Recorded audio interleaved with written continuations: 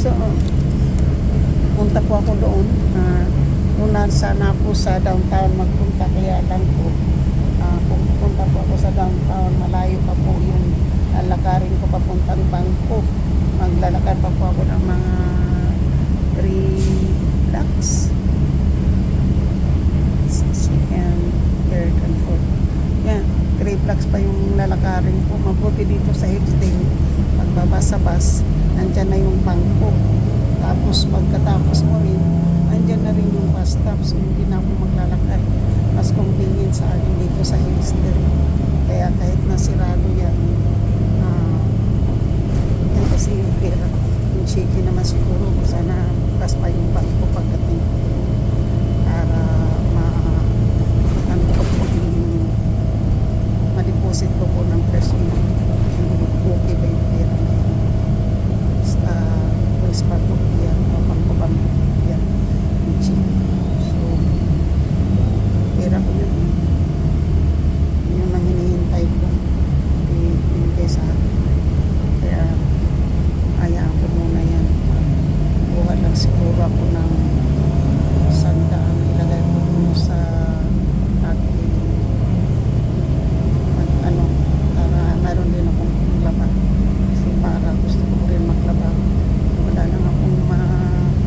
Wala akong perang panglaba, kaya yan po, nandito magbablog muna ako kasi gusto ko rin mag-deposit ng pera sa bank. Ano ko na lang po, nandito ako sa bus ngayon po. So yan po yung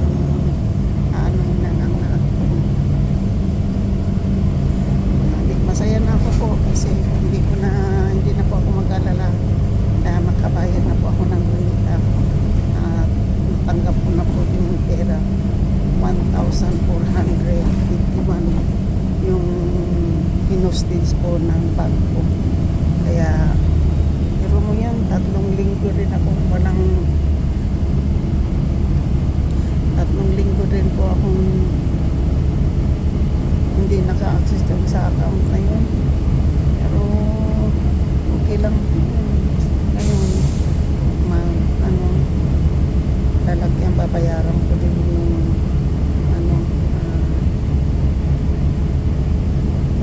babayaran ko rin po yung Amazon.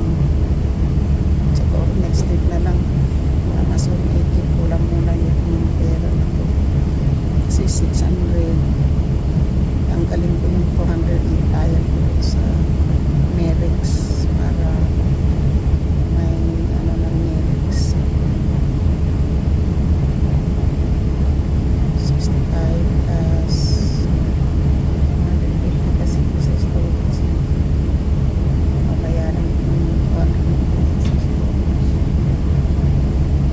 Kasi magkano na ngayon yung pera na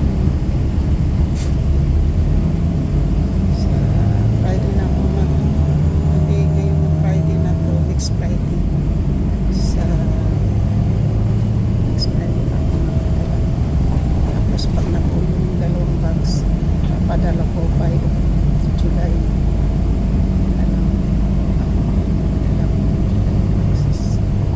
Wala na tayo. Sana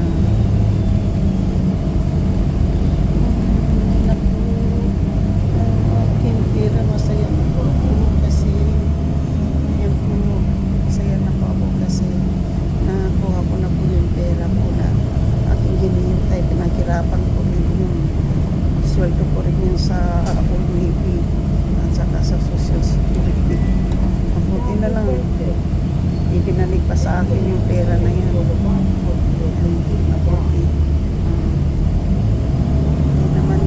Hindi naman sa kanila yun.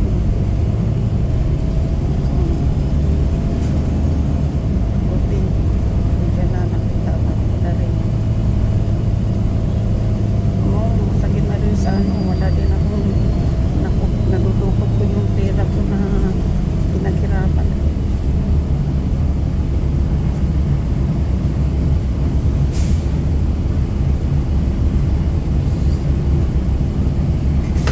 Touch yellow tape to open doors. Ayun po, 2 bypass po magkasunod. Yung isa papuntang downtown. Tapos yung isa papuntang Hillsdale. Dito tayo sa bus.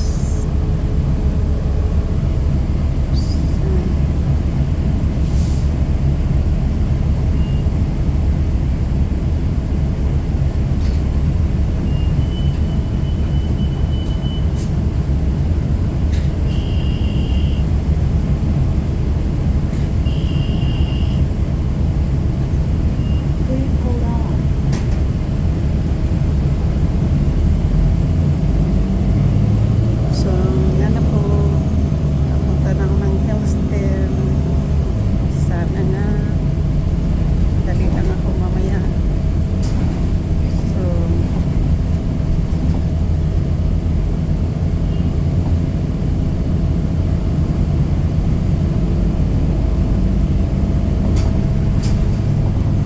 let's go to Shelby. Approaching La Selva and Pacific Highway.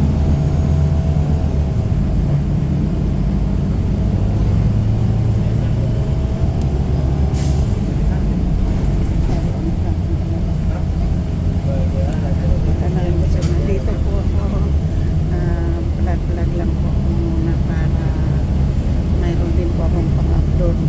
Kasi di ba alam nyo na sinarado yung bangko ko sa Bank of America. Tapos hindi ibinigay sa akin yung pera. So ngayon po, natanggap ko na yung pera. Naibalik na yung pera sa akin po. 1,451.36 ang perang binalik sa akin. 1,451.36 ano po yung perang hindi ibinigay sa akin. 1,436 1,451.36 ngayon i-deposit ko sa Wells Fargo Bank. So dito na lang, nag-decide na lang ako dito sa Hillsdale kasi mas convenient po sa akin. Dahil ma-deposit ito ngayon, bukas cash na to. So tapos titingnan ko bukas kung cash out na to po mamayang madaling araw. Bukas makakabayad na ako ng renta sa aking kaibigan, sa aking landlady. Kakabayad na ako ng renta. So yan po yung ano ko, ititext ko na rin po yung landlady ko kung gusto niyang pumunta sa mall.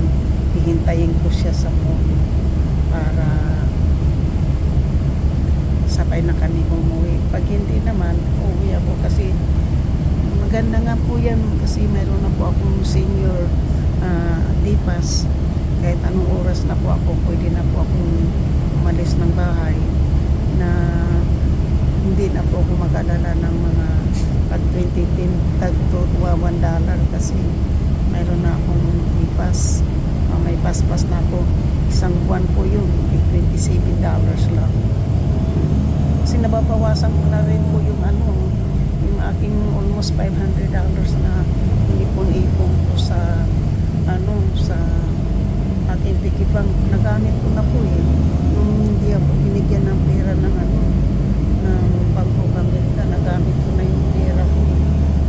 So yan po yung so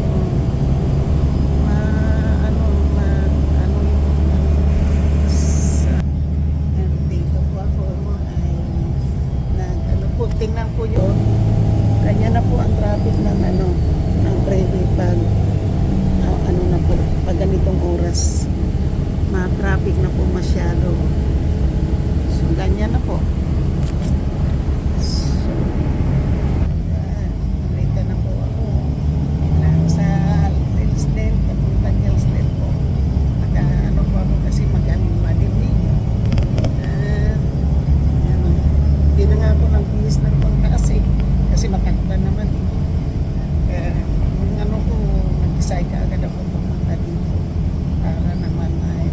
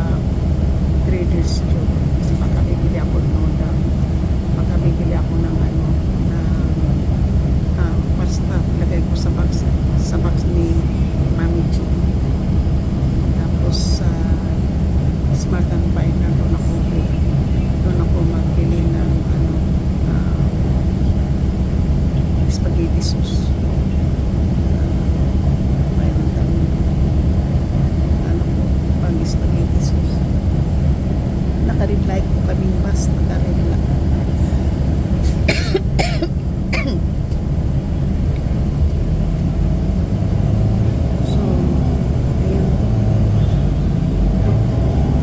So, yan po. Yan. And hindi malapit na po tayo sa Bangko. Sana magkaroon po. Hindi pa po sirado para kung po siya i-deposit. Ayun po. At Bangko. Pera dumating na sa Bangko Amerika.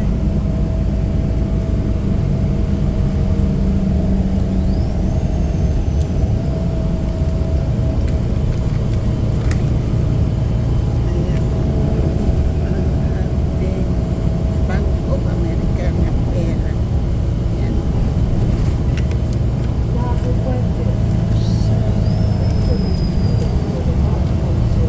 Pasok natin doon sa loob yan. Hindi ko yan ilagay sa ATM. Touch yellow tape to open doors. Doors closing. Closing. Door closing. Hapon na po 4 o'clock na po ng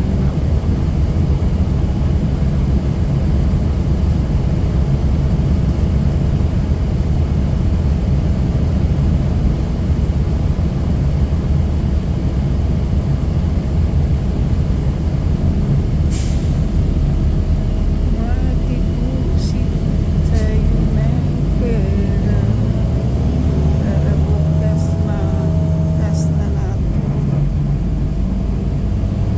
Ayan po. Malapit na po ako. Malapit na po ako. Yan po. Nandito na ako sa mall. Oh, mayroon ambulance doon. Oh. Bakit? Hindi pinaano yung bus. O yung ambulance. Fire truck. Na-traffic yung fire truck. Kasi na-red light. Hindi makaano ng mga Touch yellow tape to open doors. na-red light. Doors Red light closing. ang fire truck.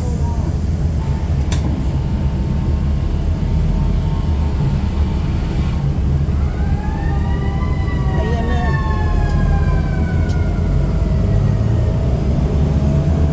Na-red light siya. Hindi siya nagbuwang-buwang kasi walang magawa yung mga ano.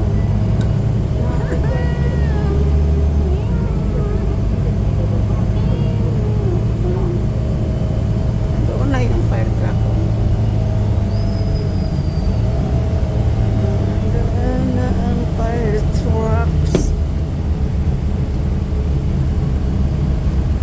Doon na yung fire trucks. Nandito na po ako sa magdideposit po tayo dyan ng pera. Deposit na. Ano yan?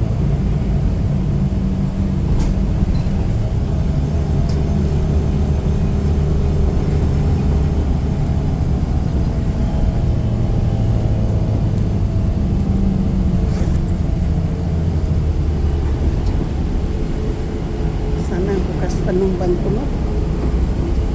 So, Touch yellow tape. thank you. Okay. Pwede tayo dito. Tapos, yun po. Ano tayo, John Wills Parco Bank. Doon tayo pupunta.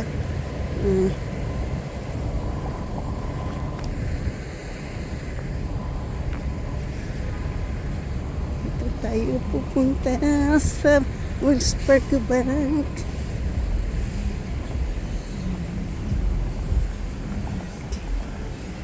Dito tayo pupunta sa Wells Fargo Bank.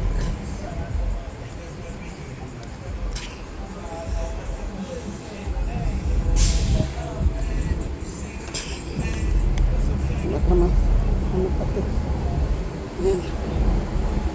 Dito tayo.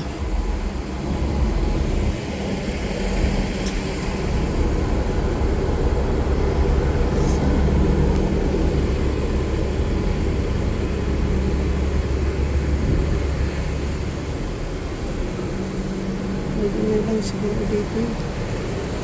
Tingnan natin. Sarado pa ba?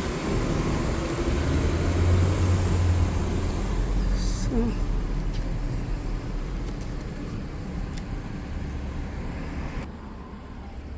guys, dito ako sa loob dito po ako sa loob mag-deposit ng pera kasi ito na po yung pera ko na i-deposit ko ngayon. So hindi tayo pwede magkano ng ano sa loob, kaya papatayin ko na po, shoot out po sa lahat.